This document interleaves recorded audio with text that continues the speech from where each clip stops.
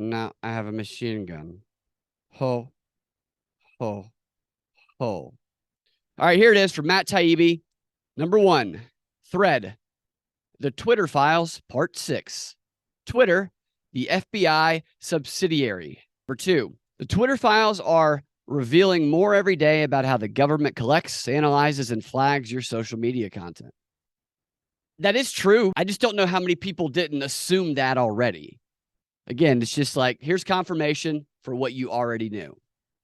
And what's the consequence of this? Number 3, Twitter's contact with the FBI was constant and pervasive, as if it were a subsidiary. Exactly. This is Operation Mockingbird social media. This is what I've been talking about. I don't know the guy's name. I can't remember his name. I heard him on Coast to Coast. He was talking about Facebook. This applies to all social media. He said that Facebook is a self-generating intelligence dossier that intel agencies and all of them can use because of all the valuable data and information that we ourselves end up putting on there. And this was like 3-4 years ago I heard this. This is even more true now today. Of course, they are going to try and exercise control or wrangle control from platforms that have everybody on them and giving data and information to them. They influence people by taking over these platforms and social media groups that have the most eyeballs and have the most influence over people and connect the most people together and deliver communication, these powerful communication channels. Number 4, between January 2020 and November 2022, there were over 150 emails between the FBI and former Twitter Trust and Safety Chief Yoel Roth. There he is again. So this is what he was admitting to in the Slack message, and I can't remember which one it was, but Twitter Files 3, I don't know. Number 4, between January 2020 and November 2022, there were over 150 emails between the FBI and former Twitter Trust and Safety Chief Yoel Roth. Number 5, they're just controlling him, and he seems like somebody who is one of those guys who is a true believer that can easily manipulate. They probably identified him and said, that's the guy. We're going to get to do our bidding for him. Number 5, some are mundane, like San Francisco agent Elvis Chan wishing Roth a happy new year, along with a reminder to attend our quarterly call next week. Others are requests for information into Twitter users related to active investigations. Wow. Self-generating intelligence dossier. Number 6, but a surprisingly high number are requests by the FBI for Twitter to take action on election misinformation, even involving joke tweets from low follower accounts. This is what we've suspected for a long time. Although I didn't suspect it for low follower accounts. I wonder what they mean by low follower accounts. What is that? What's that number? Joke tweets. The FBI literally couldn't take a joke. Number 7, the FBI's social media focused task force, known as the FTIF. Stop, man. I'm with the FTIF. Social media focused task force. Created in the wake of the 2016 election, swelled to 80 agents and corresponded with Twitter to identify alleged foreign influence in election tampering of all kinds. Something in which they never actually proved that had any sort of impact. I mean, this whole thing was built off of a propaganda campaign, psychological operation that's never been proven to the extent that they propagated it. And they created a whole department of FBI agents based on a fabrication so they could then go over there and control speech. Your regular old problem reaction solution playing out right there. Not even just an illusionary problem, too. Number 8, federal intelligence and law enforcement reach into Twitter included the Department of Homeland Security, which partnered with security contractors and think tanks to pressure Twitter to moderate content. But the secrets they reveal are like, wow, these guys are really trying to control the world. And number 9, it's no secret that government analyzes bulk data for all sorts of purposes. Everything from tracking terror suspects to making economic forecast. Number 10, the Twitter files show something new. Agencies like the FBI and the Department of Homeland Security regularly send social media content to Twitter through multiple entry points, pre-flagged for moderation. Number 11, What stands out is the sheer quantity of reports from the government. Some are aggregated from public hotlines. And then it has an image attached to that one that says FBI El Paso. Election day protocol for the FBI headquarters is to stand up a national election command post, which provides centralized location for assessing election-related threats. Status reports and complaints are tracked. Have a tip, send it to tips.fbi.gov, and then it gives a phone number, and it says, protect your voice, protect your vote, FBI stamp. People give the tips to those hotlines, that phone number there, and they aggregate them from that, and then they make a report on it, and anybody could call in. You don't even have to vet those, and you can just compel people to call in and give all kinds of tips. We actually saw the FBI do that with the sedition hunters, the online sleuths who helped them find all of the people who were at January 6th. They were at the Capitol, so the FBI could round them up, knock on their door, steal their laptops, intimidate them. They encourage people to just out their friends, scour their social media, and that's how you can get a whole bunch of tips like that. They're just trying to entrap a bunch of people, man, because they're not going after a real threat. The whole department they created was based on nothing. Number 12, an unanswered question. Do agencies like FBI and DHS do in-house flagging work themselves or farm it out? Maybe a robot does it. And then there's a quote here. You have to prove to me that inside the fucking government, you can do any kind of massive data or AI search, says one former intelligence officer. That was 12A. I guess this is 12B. Well, I don't know if that was 12A or he just didn't put a space between the dot and an. It says, hello, Twitter contacts. And then Taibbi comments, the master canine quality of the FBI's relationship to Twitter comes through in this November 2022 email, in which, quote, FBI San Francisco is notifying you it wants action on 4 accounts. And that is what the image starts off as saying. The image says, FBI San Francisco is notifying you of the below accounts, which may potentially constitute violations of Twitter's terms of service for any action or inaction deemed appropriate within Twitter policy. And then they list off 4 Twitter accounts: at Jonathan1 Wade, at from MA, at mad and pissed off, at Malt_Thomas. Best regards, Fred, FBI San Francisco. What a perfect name for an FBI agent out of San Francisco. I'm Fred, FBI San Francisco. He has a clone probably made in a lab. And this was an internal email. Well, not an internal email, but an email from the FBI to, I guess, Yoel, the first Yoel. Number 14, Twitter personnel, in that case, went on to look for reasons to suspend all 4 accounts, including at from MA, whose tweets are almost all jokes, and see sample below, including his civic misinformation on November 8th, and there's 2 images attached. The first one is of an email with a subject line that says, election-related potential violations. Thanks, Patrick. I've escalated to GET for a first pass. And then the other message within this image says, on Thursday, November 10th, actually, 2022 at 6:03 p.m., Twitter wrote, -FBI, folks. The image of the email says, election-related potential violations. November 10th, 2022, 3:12 p.m.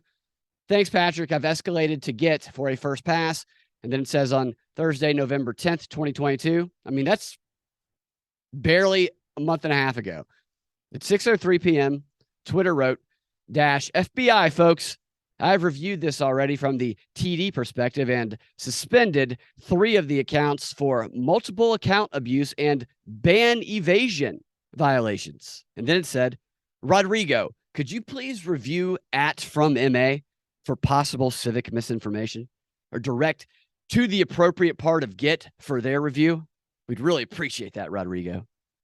And the second image from MA, the tweet says, I want to remind Republicans to vote tomorrow, Wednesday, November 9th.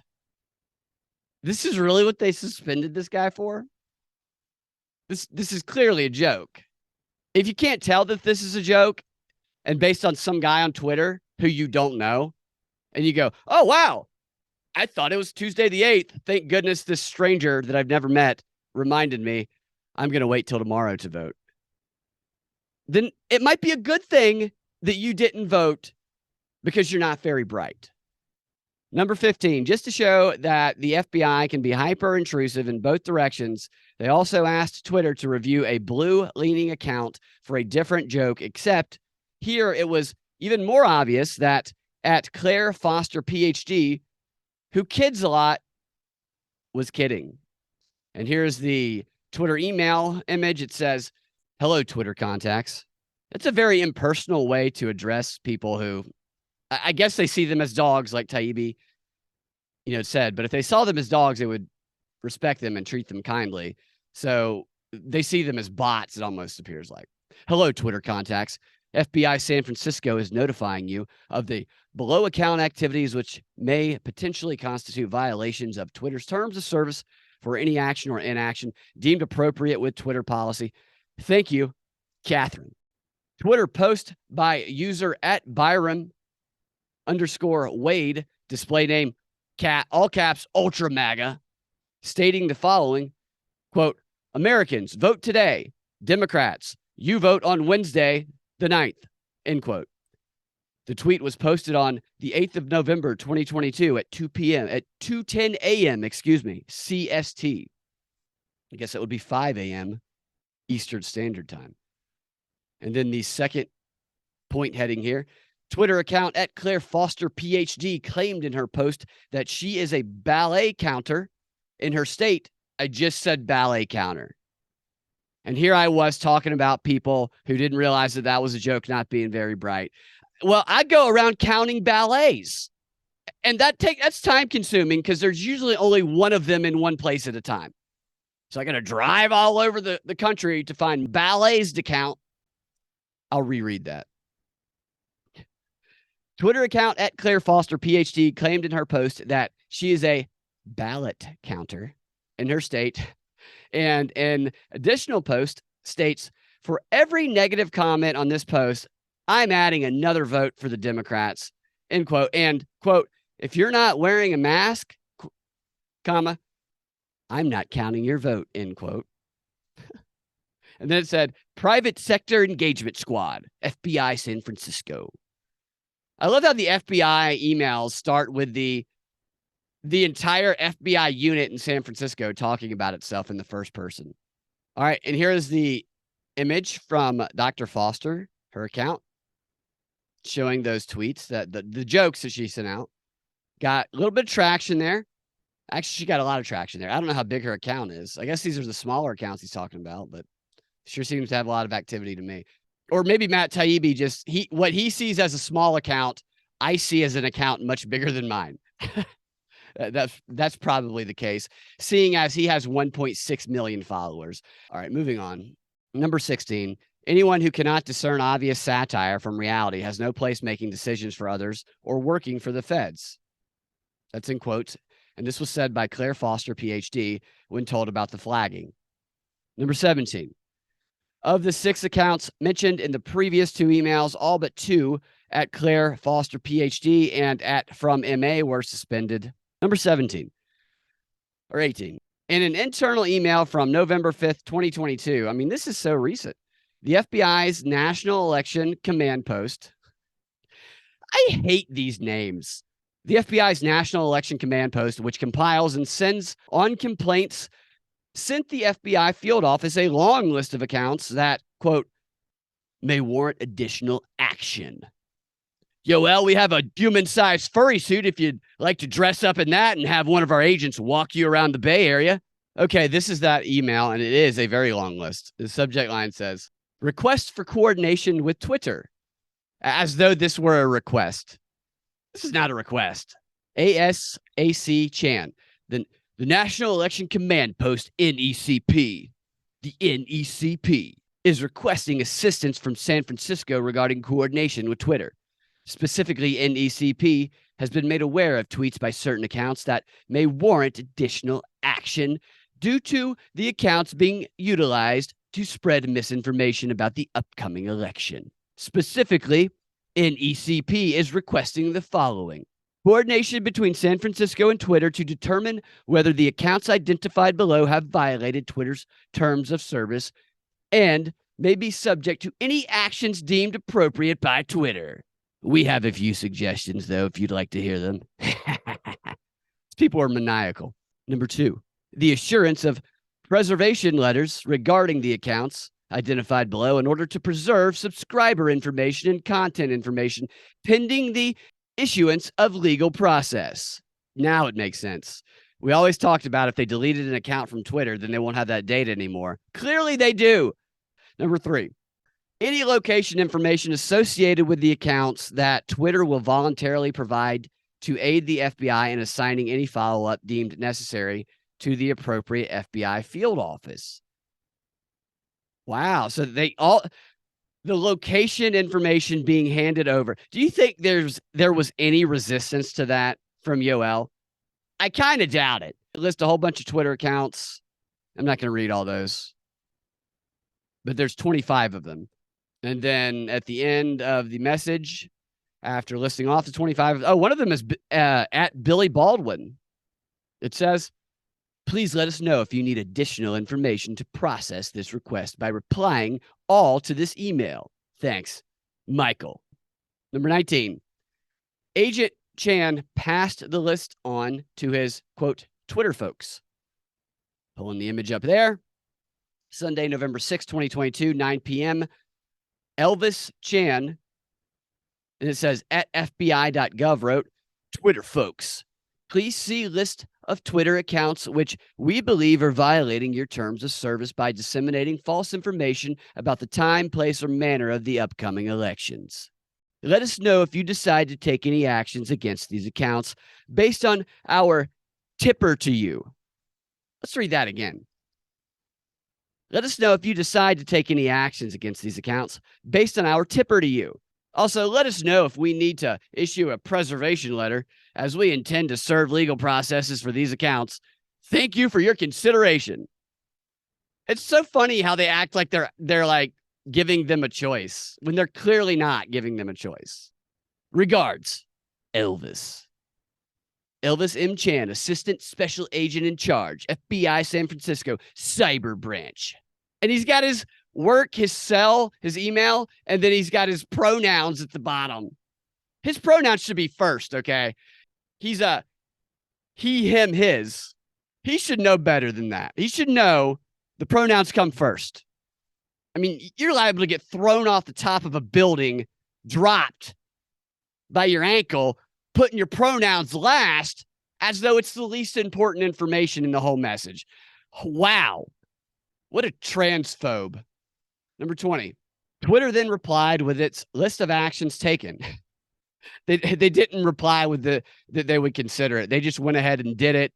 And then Taibbi says, note mercy shown to actor Billy Baldwin. Oh, wow. So there's 25 accounts that this guy or however many tells them to get rid of. And they immediately get rid of all of them but one, as though they're like, you know what? We decided we would grant you that, but we had to take a stand at Billy Baldwin. And the attached email says, from Patrick Conlon, Tuesday, November 8th, 2022 at 9:41 a.m. When did Musk buy? So he officially got it on October 28th, right before these emails were sent. So I guess he was letting them do this. I know people were speculating about that early on, that he didn't fire some people at the beginning because he wanted to see their communications. So the FBI was just acting, business as normal, even after Musk was there. Musk, I don't trust him all the way here. And honestly, as much as I love what's going on with some of the stuff on Twitter, Musk is just too on the nose with some of the I sound like you guys now type comments, Like the one that really threw up a red flag for me, which, although very funny, was my pronouns are Fauci or prosecuting Fauci. That to me is when he went from I'm doing things that you guys really like to now I'm pandering with like statements that you guys love. And I think he's hitting too on the nose on it. Here is the attached email. This is from Elvis again with Yoel copied and a whole bunch of other FBI agents with FBI.gov accounts, names blacked out. Says, "Hi, Elvis. Thank you for your patience as our team assessed the accounts that you flagged. We've completed our review and taken the following actions on some of the accounts. Permanently suspended for policy violations, and then in parentheses, ban evasion, platform manipulation, excessive misinformation strikes." And then they list the accounts that they suspended there. And then the next category, temporarily suspended for spam behaviors. David Cloy. And then the third category of suspensions had tweets bounced for civic misinformation, policy violations. Bam, bam, bam. Got rid of them. And finally, he closes out the message after getting rid of everybody except Billy Baldwin by saying, "In regards to your question about a preservation letter, it is a good way to ensure that the date hasn't been purged from our systems before a legal process is filed and processed. Externally, the contact for submitting those is the same. Number 21.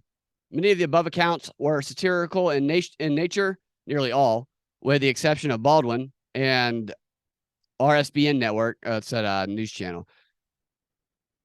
They were all relatively low engagement, and some were suspended, most with a generic thanks Twitter letter." Oh, so that's how they suspended them. They sent them a thanks Twitter letter to get.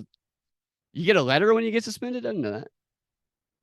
And images attached. So the image attached just has all the accounts that got suspended on it.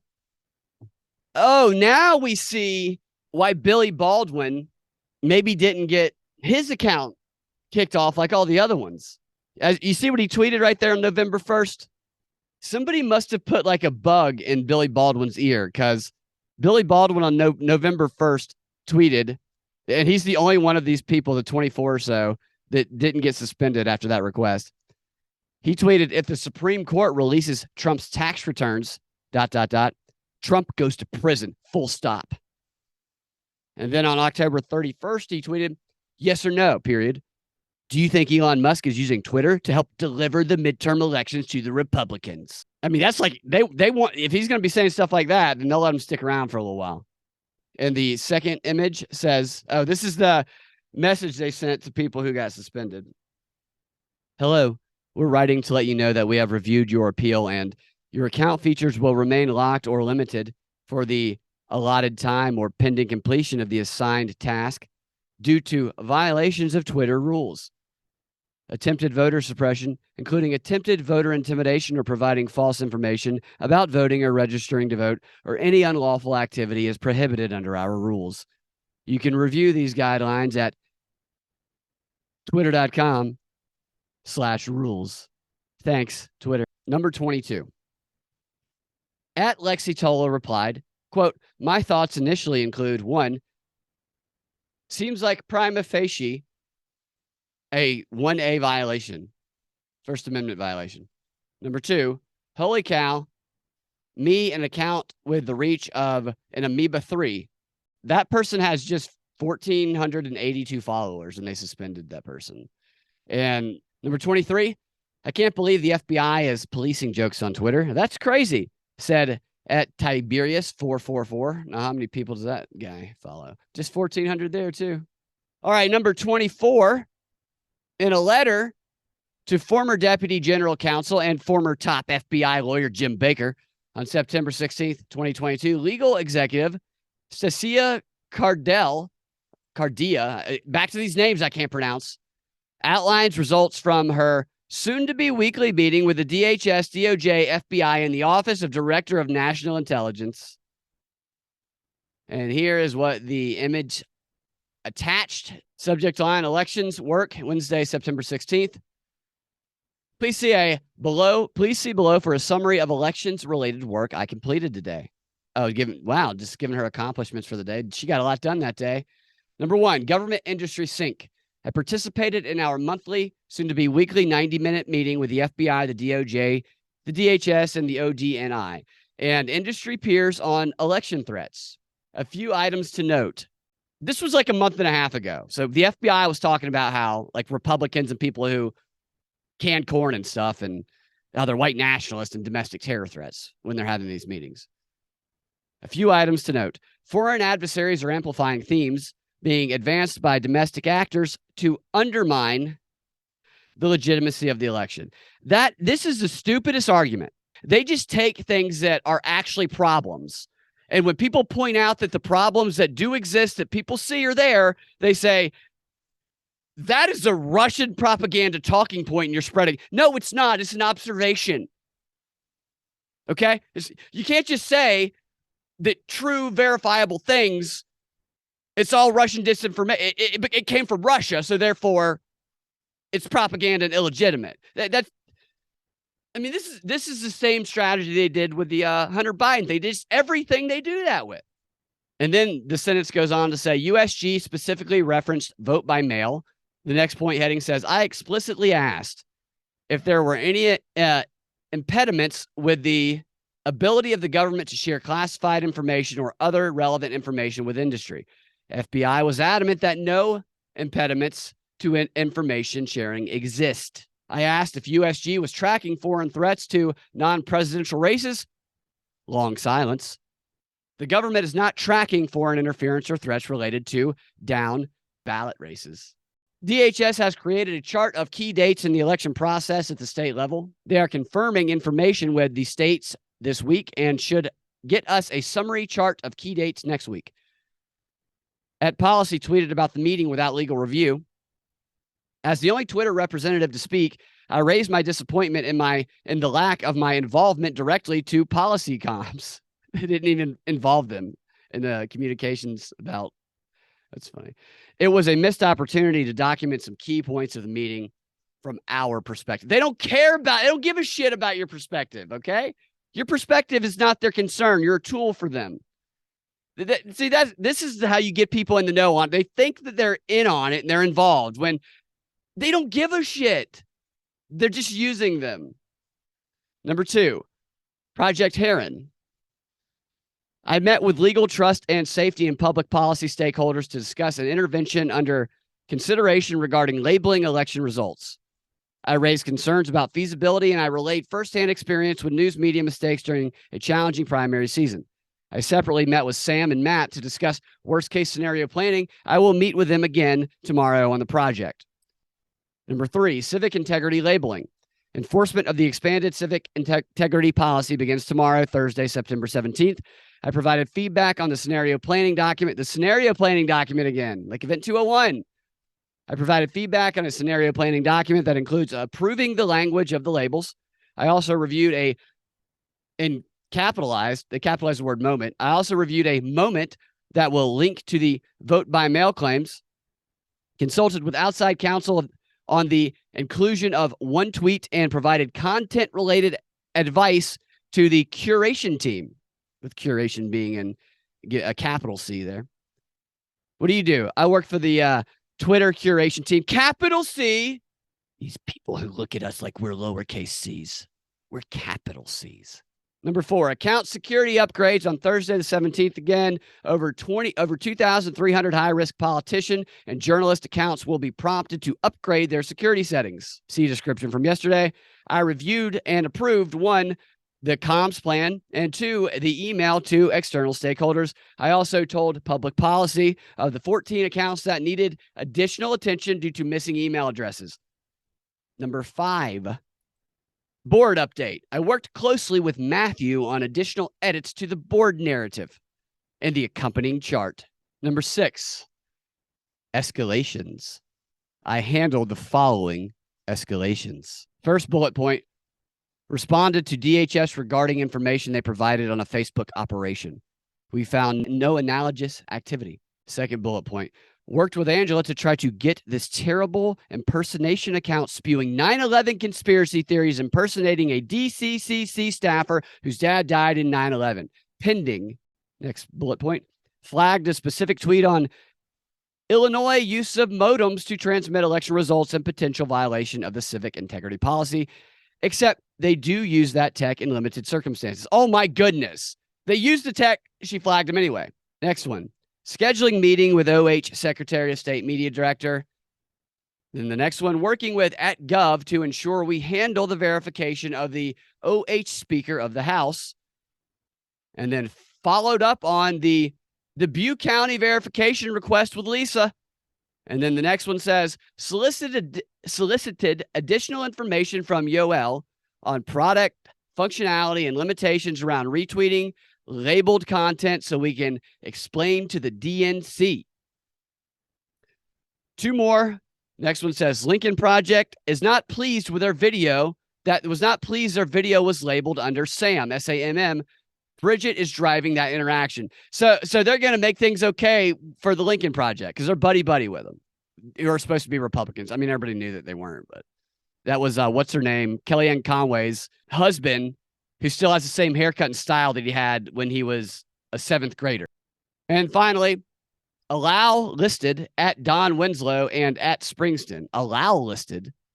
On to number 25. The Twitter executive writes, she explicitly asked if there were any impediments to the sharing of classified information with industry. The answer, FBI was adamant no impediments to sharing existed. Oh, wow. Interesting. So they can just pass it all along. Number 26, the passage underscores the unique one big happy family vibe between Twitter and the FBI. With what other firm would the FBI blithely agree to no impediments to classified information? The FBI is okay with you taking classified information as long as they give it to you. Number 27, I think there's a few more here. At the bottom of that letter, she lists a series of escalations apparently raised at a meeting which were already handled. 28, about one, she writes, flagged a specific tweet on Illinois use of modems to transmit election results and possible violation of civic integrity policy, except they do use the tech in limited. That one's extraordinary right there. She flagged them for a violation of something she literally is saying that they didn't violate because they use the tech. Number 29. Another internal letter from January 2021 shows Twitter executives processing an FBI list of possible violative content tweets. And the attached image is from Unified Escalations Department. God, what do? I work for the Unified Escalations Department at Twitter. Things can get a little heated. And then the email says, you have been added as a participant. You can track your ticket here. And then there's a link. And then there's a description. Hi, GETS support. Please see these tweets reported by the FBI as possible violations of our policies. Number 30. Here too, most tweets contained the same "get out there and vote Wednesday!" trope and had low engagement. This is why the FBI spends its time on. And then there's an image attached that is of a tweet from somebody named Susan Hart United We Stand. So, and in the tweet it says, so Cuomo wants to imprison suspected COVID carriers, force vaccinations without due process. Things power-hungry madmen would do, ! And she tweeted at Trump and FLOTUS. And then the reply says from B. Yates, it says, this is our future, guys, if the Dems get full control. If you are in Georgia, you better vote Wednesday. That was a tweet that had no hearts and no retweets. They took away a thing and they flagged something that not one person hearted or retweeted. So nobody was seeing it, yet they needed to prevent people from seeing it. 31. In this March 2021 email, an FBI liaison thanks a senior Twitter executive for the chance to speak to, quote, you and the team. So the FBI is treating them as the team, then delivers a packet of, quote, products. And here's the image of the email on screen. Hi, Stacia. It's me. Blacked out name from the FBI San Francisco office. Wednesday, March 3rd, 2021. Subject DSAC products. Hi, Stacia. It was great speaking with you and the team at Twitter last week. I wanted to flag a few products that were released today and earlier in the week that may be of assistance to Twitter. Let us know if you have any questions. Kindly, redacted name. And then there's just I think that was it. And there's some reaction tweets here from the Hodge twins. They used the Russian interference story to bring in the censorship like they used 9/11 to bring in the Patriot Act. And then there's a picture of somebody putting Bill Clinton in a blue dress. Rita, this is what we've been waiting for. FBI chicanery. This is a lot of FBI chicanery. That's true. But what is, we all feel validated. And honestly, it's a good thing that at least a little bit every time one of these comes out, at least me, and I think others are at least a little bit surprised by a few of the things. Because we're not surprised that this stuff was going on, but there's just a few of these. It's like, oh my gosh, really? Even I wasn't even thinking they were going to do that. I mean, this is just Operation Mockingbird social media edition, Twitter edition. How many of your progressive friends do you think have read any of these? I do this thing now to gauge. I do this every time now when I'm around people who are not even just progressives, but Democrats, is I ask them, I say,